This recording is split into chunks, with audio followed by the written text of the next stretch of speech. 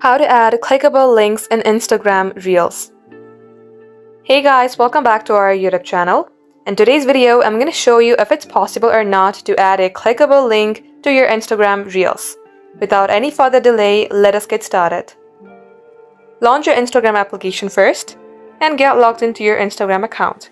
Now let's go ahead and add a reel first. To do that, tap on the plus icon on your bottom page. Then choose any video that you would like to add as a reel. Then tap on this arrow icon on your right hand side. Then under caption, you can type in the link that is clickable. For instance, I'm going to go ahead and type in facebook.com. Tap on next. Then tap on share. Now once the reel has been uploaded, go onto it. And under caption, as you can see that this link is not clickable.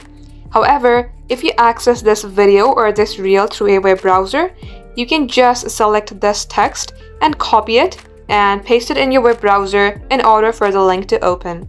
So that is all for today. If in the future Instagram allows us to add a clickable link to Instagram Reels, we will surely make a video on that. Till then, stay updated and thank you for watching.